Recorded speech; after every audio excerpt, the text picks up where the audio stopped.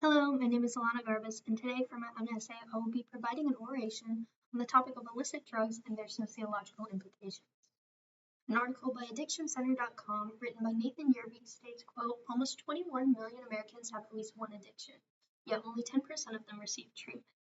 Those addicted to drugs would be considered part of a subculture. Remember, a subculture is a segment of society that shares a distinctive pattern of mores, folkways, and values that differs from the pattern of the larger society.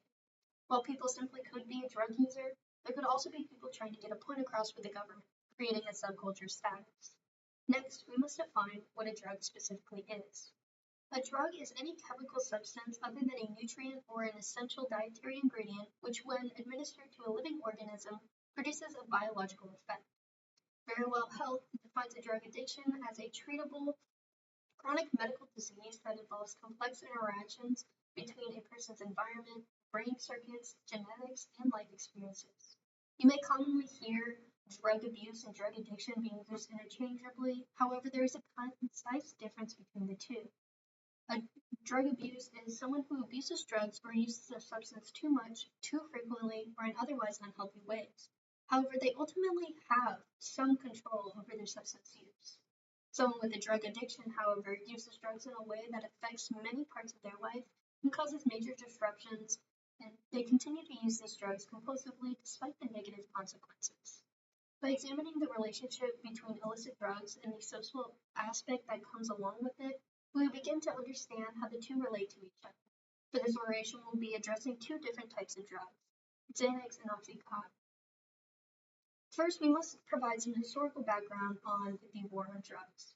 In the 1970s, President Richard Nixon first initialized the government-led initiative to aim towards preventing illegal drug usage, distribution, and trade.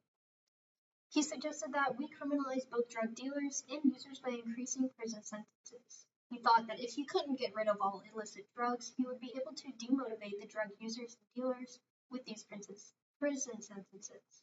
As the presidency was passed down, the war on drugs has then continued through the subsequent administration.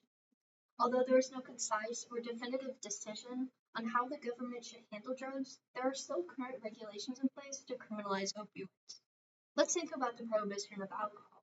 When the government had alcohol criminalized, the society backlash to advocate for the decriminalization of alcohol, and in other words, created a counterculture to advocate for the demographic. This could be similar to the case of drug usage habits. Next, let's look at the drug I first described. Oxycodone is just described as a drug more commonly known as Oxycontin or Percocet. Originally, these opioids were prescribed as a pain relief meant to either be used alone or to aid another pain reliever. Healthline, written by Kimberly Holland, mentions a few different signs to identify an Oxycontin addiction. And these are as follows. Abnormal thoughts and dreams, where users may experience unusual thoughts and vivid dreams, depression and agitation, and emotional disturbance, hallucinations, seeing or hearing things that aren't there, slowed breathing, respiratory depression, loss of appetite, leading to weight loss and nutritional deficiencies, and depersonalization, feeling detached from oneself or reality. While these are only a few different symptoms or signs of having an addiction to oxycodone, compared to the multitude of them listed on the article's page, we can easily comprehend how detrimental these synthetic drugs made to mimic more natural opiates may be to somebody's health. Some of the major health issues should be treated as a health issue rather than being criminalized. However, that simply is not the case in our current governmental structure. Major health issues from being addicted to OxyContin can come with long-term effects such as blood in the urine, seizures, loss of consciousness, swelling in the limbs, serotonin syndrome, and on a larger impact, heart failure. While these health issues are huge, the sociological impact it has is drastic, which will be broadened upon later within this speech. Next, let's look at Xanax. We first must ask the question, what specifically is Xanax? Similar to oxycodone, Xanax, sometimes called benzos, are a type of medication known as tranquilizers. Familiar names such as Valium and Xanax, these drugs slow down your central nervous system, cause sedation and muscle relaxation, and lower anxiety levels. They're often used to treat anxiety and insomnia, and they're some of the most commonly prescribed medications in the US, but they can be addictive, especially if you take them every day or use them long term. Some of the symptoms for Xanax are as follows: memory loss, lack of coordination, feeling of isolation, shaking, flattened mood, drowsiness, poor judgment, and many more. While both of these drugs sound super similar, Xanax is a sedative to treat issues like anxiety and insomnia, and Oxycontin is used solely as a painkiller. Some of the health issues caused have a larger impact.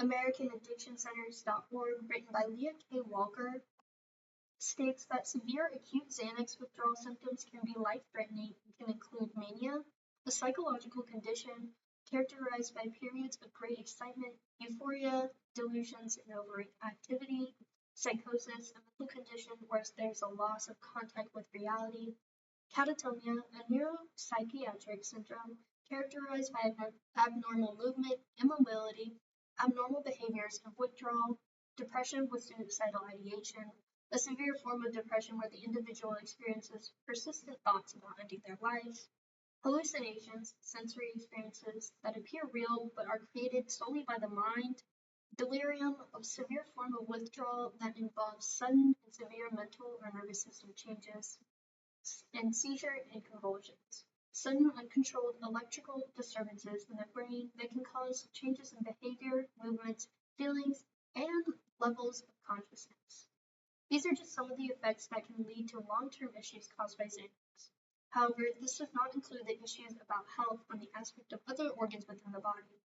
An article from the Mayo Clinic states that some of the more severe and internal issues that drug users may experience are blistering or peeling of the skin, sores or ulcers, liver failure, pancreatitis, kidney injury, or acute failure if the user has any kidney issues prior to extended uses and respiratory arrest. Now let's look on the family and community impacts these both have. The side effects that come with drug usage for both the drugs listed also revolves around the impacts it may have on the community surrounding the individual. This includes the interference with home life, work, school, or recreational activities. Seeing as this affects the social aspect of the individual's life, we can surely tie this into the sociological aspect of addiction, where not only is the individual suffering, being affected psychologically, but their family and friends and job have to deal with the behavioral changes from the addiction. For example, someone who struggles with a drug addiction may give others a sense of untimeliness, where they may be unreliable in showing up to their job or family functions. Not only does this affect how they are perceived by these individuals, but even if they do show up to the functions, they may come off as lethargic, confused, dazed, or absent. Like their body is just a figure instead of being an actual functioning person. Now, let's conclude. We must look at the concepts of application to sociology. First, we can look at deviance. As we have learned, deviance is a mode of action that does not conform to the norms of value or values held by most members of a group of society. No effects of drug usage follows changes in a person's behavior, personality, and physical appearance. These factors all play into how an individual may be perceived through the eyes of society. Take, for instance, an individual you may have seen on the street struggling from a drug addiction. What would be your first thought? Would you pity them or would you resent them? Both reactions acknowledge that their addiction is out of the norm values of society. Therefore, we can define this behavior as a sign of deviance. Let's think about the hippie movement that happened between the 1960s and 1970s. It originated in the United States, where the hippie movement was characterized by its opposition to mainstream societal norms, particularly those related to war, consumerism, and traditional values.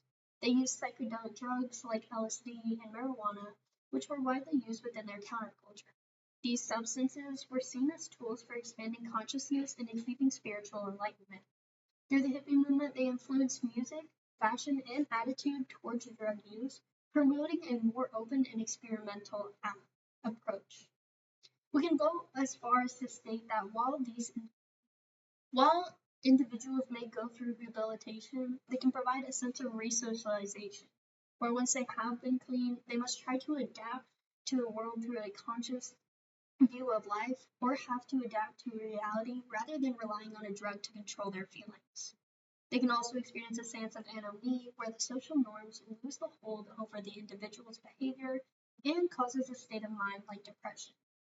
From moving from a world that these drug abusers used to see and then adapting to reality, it may cause a huge shock on an individual mentally.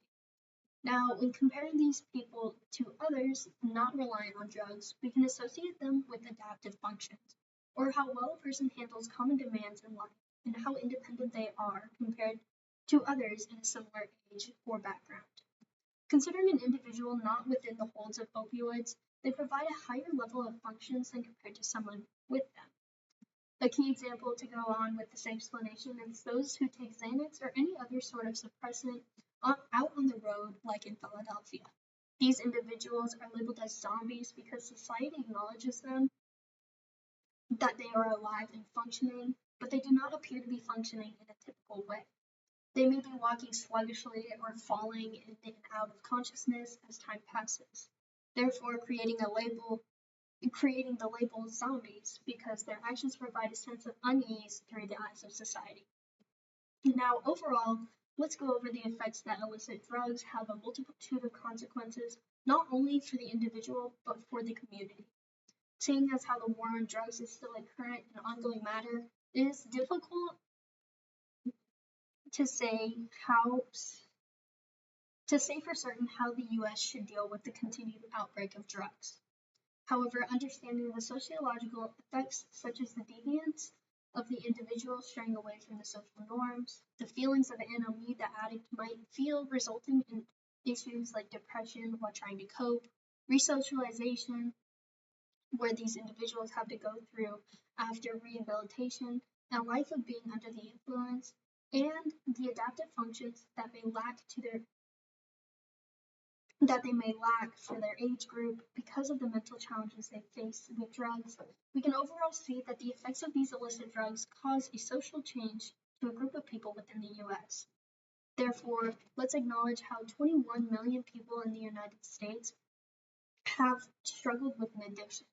We can see that not only is this addiction severe enough that the impact on drugs is far larger, but we can also see that society needs to acknowledge how severe these addictions are and get a grasp on it. Thinking of the government, we can't just rely on the war on drugs to completely fix the situation. Because even though Richard Nixon put into place this war on drugs, we still see a huge influx in the people being criminalized within the prison system. Again, we have to understand that drug addiction and drug abuse are completely different and have severe negative consequences.